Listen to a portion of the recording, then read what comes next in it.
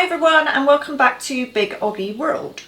Today I am doing it's actually Friday, but you won't see this on a Friday, but it is a Friday dish. And it's a traditional dish from the north. It comes from Lancashire and it is a Lancashire Butter Pie. Now the reason it, I guess, was developed is because Preston has quite a large Catholic community and many Catholics don't eat meat on a Friday. So this was a cheap and filling meal that was made on a Friday so that everybody could go off and observe their religious things, if you like, their religious beliefs. Who knew that everybody at Preston North End Football Club were vegetarian then? Because this is a vegetarian dish, isn't it? It is a vegetarian dish. And the butter pie is synonymous for being sold at Deepdale, which is the stadium. Yeah, at half Preston time. North End at half time, yes it is. But what perfect sort of thing could you have more perfect than a hot, delicious buttery pie when it's freezing cold and you're stood in the stands? Yeah. That's got to be good to me. I agree. And a cup of Bovril, because you probably can't have a pint of beer. Nowadays you can't have a pint of beer. But could you do Bovril? Because that's like a meat. I don't know. Might have to just have a cup of tea. Well, maybe. Okay. Yeah. Anyway, right. So we are doing this from scratch, as in I am making the pastry as well. And I'm making the pastry because it's sort of an enriched pastry. It uses lard and butter, which will give a flakier, lighter texture. So I thought it'd be worth the effort of making it myself. If you don't want to make your own pastry, I suggest you use just an ordinary shop bought short crust, but this will give you better results. I'd just like to say, I'm going upstairs to the studio. I've got a lot of stuff to try and draw up. Yes, you have. For a lot of golf things that we've got planned. Yeah. So I'm leaving you with the camera all by itself. All by itself? Yeah, all by itself. Yeah. Okay. Because it doesn't need a responsible adult with it. No, it doesn't. No. Well, you are the responsible adult. Okay. I'll edit it as best I can. All right, I'll do my best. I'll take out all the bad stuff and the swearing that she normally does. Bye, everybody. Swearing. So, as usual, John will put the full list of all the ingredients below, and you would have seen a picture of the ingredients. There are very few, so hopefully this is a cheap pie. So to start off with, we're going to put our plain flour into a bowl. We're going to add to that 1 teaspoon of fine salt. In it goes. Give that a bit of a mix around, and then we've got 75 grams of butter and 75 grams of lard, which is very cold still, and I'm just going to cut it into small chunks. I didn't do it before because I didn't want to handle it too much, so cut it into like cubes, small bits, doesn't matter. You're going to rub it in to your flour until the flour and buttery mixture resemble breadcrumbs as per normal with a short crust pastry. Now if you don't want to use lard, then I guess you could use all butter, but it will make it quite a lot, not heavier, just it won't be quite as flaky, I don't think. Not that we're not making a flaky pastry, but you know what I mean, it's going to sort of be puffy and light and crisp, which is what we want. So. And let's be fair, lard currently is an awful lot cheaper than butter. So there we go. So that's our fats in, and now we're going to rub them together. The colder you can do this, the better. I remember when I was learning to cook when I was at school, one of our teachers saying, to make good pastry you have to have cold hands. And I'm not saying my hands are always cold, but they are quite cold. But to be fair, the weather has been so atrocious, everybody would be cold. Hence why this is going to be a lovely warm dish tonight. Now obviously, you could use this, although it's a main course dish, you could put meat with it if you wanted to. You could put a piece of chicken with it or something like that. Because the inside the pie is onions, lots of onions, and some lovely potatoes. But like I said, it's a butter pie, so there's butter going inside as well. So it's going to be really delicious. Although I will say, calorie wise, it's probably not something that you could eat every day of the week. Right, we're getting there. Just try to make sure you don't have any big lumps of fat. Feel a bit like Delia. Although I think she keeps her flour on her fingertips. I don't seem to do that. Mine seems to go all over my palms, but hey ho. We get the same result in the end. Okay, so top tip, once you think you've finished rubbing in, give your pot a wiggle. Any really big lumps will come to the top and then you can just rub those in again.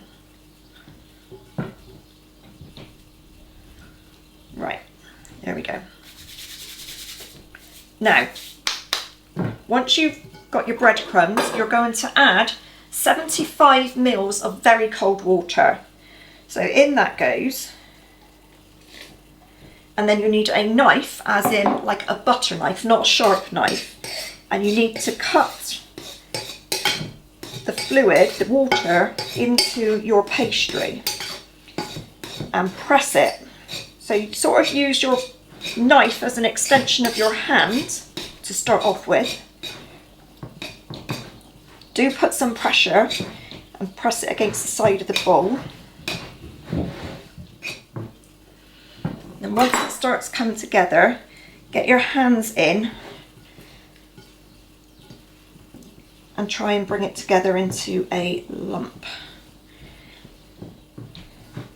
I think I need a tiny bit more water in there. You don't want it wet and sticky, but you do need it to stick together. If you are adding extra water, literally do it a teaspoonful at a time, because the last thing you want is your pastry to be sticky.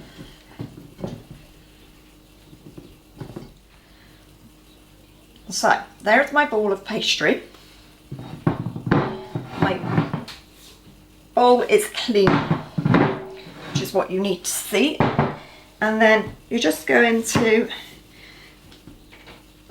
use your hands to briefly knead it a little bit. You don't need to overwork it because you don't want the pastry to be tough, but just give it a little bring together with your hands. As you can see, I've not had to add any extra flour to the table to stop it from sticking, so that's good. Bring it into a nice bowl. Like that. And we're going to wrap this in cling film and put it in the fridge and let it rest for an hour. So I'll be back in a while. Okay, so while our pastry is resting, I have peeled my potatoes. It says 3 large ones. I didn't have large ones, so I've gone like 7 or 8 smaller ones. And you need to cut them into sort of a centimetre slice, like that. So we're going to bring those to the boil and cook them for 10 minutes. That's just to get them going, and we're going to drain them and set them to one side.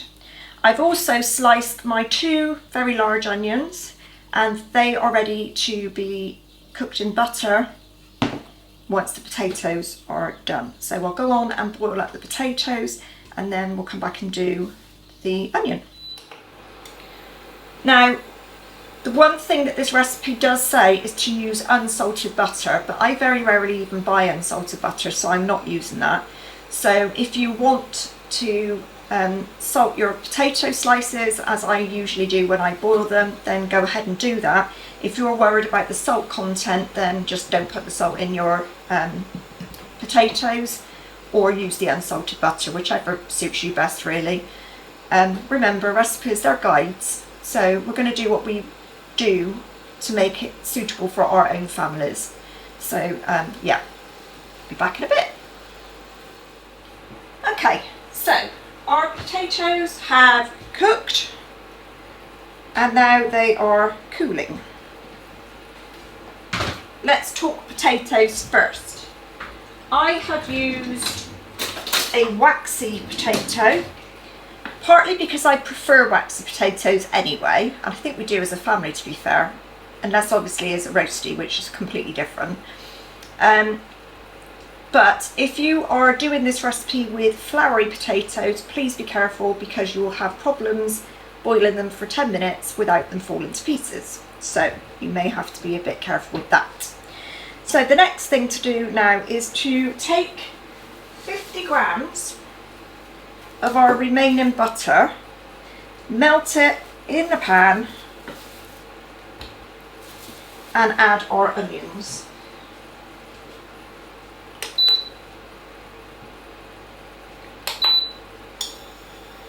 I'm just going to use the same pan as I did with the potatoes. Get the buttery melting first. Then with your onions, you're going to cook them again for about 10 minutes. You want them to be soft, but you don't want colour on them. So sort of kind of sweating, but not quite as long.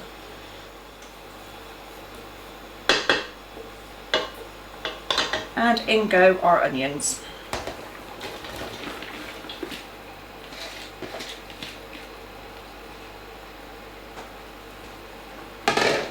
So it looks like an awful lot of onions, but onions are really the basis of this pie. We have, like, you know, we've got potato, but there's not an awful lot of potato in there compared with the amount of onion. And the pie is going to serve around about 6 people, so it's quite a hefty pie. We need quite a large pie dish. I'll show you the size I've got. That's mine. It is around about 20 by 30. You sort of need a little bit of depth, but it doesn't have to be really deep. I don't mind piling up a filling, to be fair. So I'm going to sweat these onions down for about 10 minutes or so, and I will be back, and then we'll be ready to start rolling out our pastry. So see you in a bit. Okay, so my onions are sweated. They're lovely and soft, no colour on them, but it smells amazing. I don't think personally you can beat the smell of frying onions, and especially when they're frying in butter. Well, hey. So I'm going to put that to one side, and the pastry has now been resting for just over an hour. So, whoops, I'm going to clear this away, and we are going to start our construction. So here is our ball of pastry.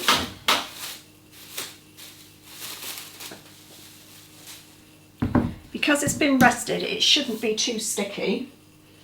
And what we're going to do is we're going to cut 2/3 off, and the 2/3 we're going to use to roll out and make the base and the sides of the pie. So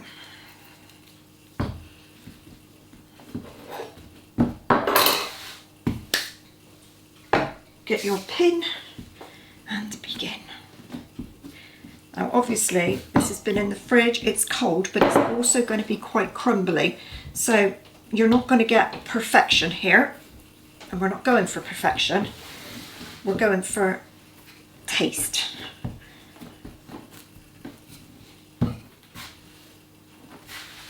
Do make sure you turn it, otherwise you will roll it to the bottom of the table.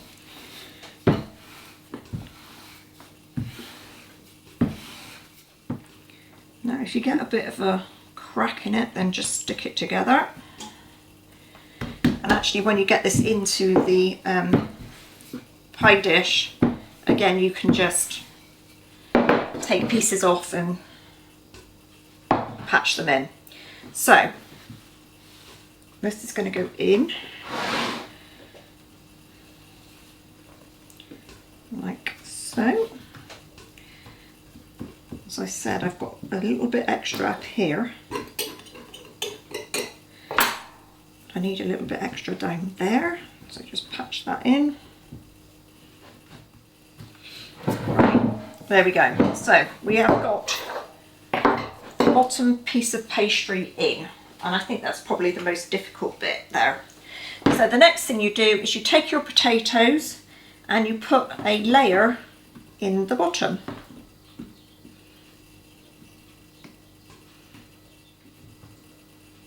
Sort of covering the holes if you can.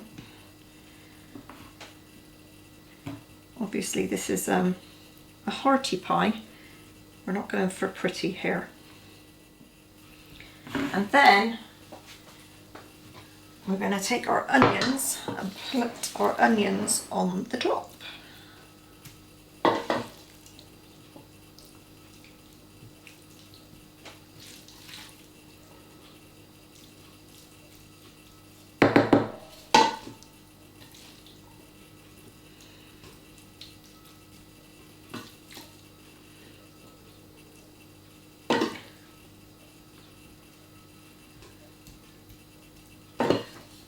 More there.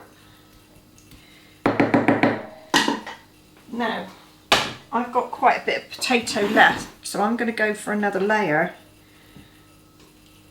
because obviously the onions are going to cook down again once they go into the oven.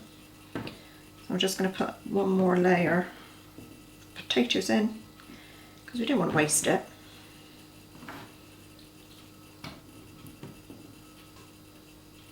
And obviously the amount of potato you have is going to be dependent on the size of your potatoes. Because it says 3 large potatoes, it doesn't give you a weight to go by. So just use up what you've got. I can't afford to waste food nowadays. So that's the potatoes all gone. Put the final onions on the top.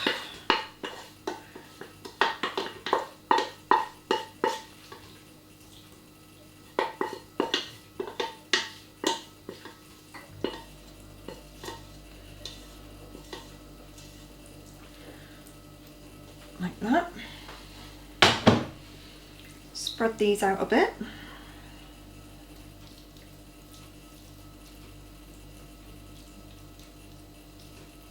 Like so.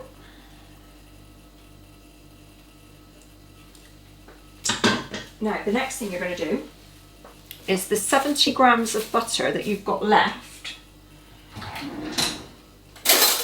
You're going to cut little bits off and dot all over your filling. So as you can imagine, this is all going to melt down and be absorbed into your onions and potatoes. As I said, very hearty filling pie, probably not one for the cholesterol or the diet. Sometimes you just have to live a little. Once you've dotted your butter, doesn't really matter if it's, you know, perfect. I'm going to roll out the rest of my pastry to make the top. And I'm going to preheat my oven to 180 degrees Fahrenheit with a fan, or 200 if you don't have a fan. And we're going to bake it for half an hour. So I'm going to do my lid first.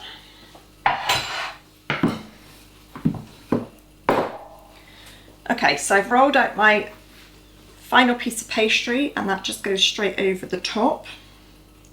Now, if you have got a pie dish with a lip, you're going to find this easy to stick your 2 pieces of pastry together. If you don't, like mine, you're going to have to sort of wing it a bit and push it down in.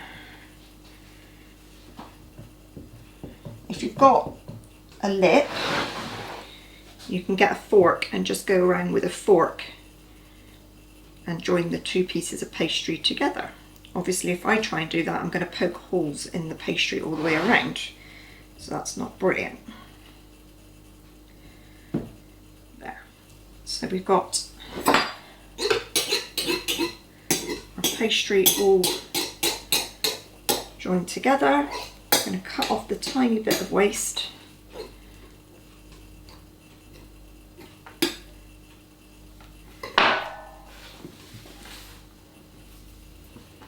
that is that.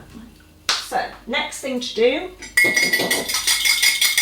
is take a beaten egg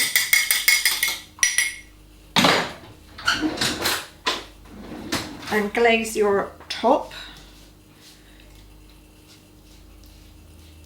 Don't skimp on the glaze, it's going to make your pie look delicious.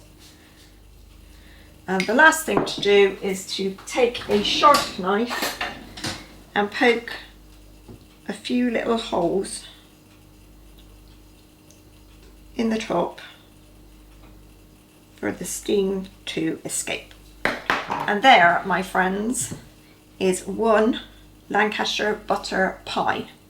So I'm going to go ahead and bake this, and we will show you at the end what it looks like when we've cut it. So thanks for joining us. If you like this recipe, give us a thumbs up.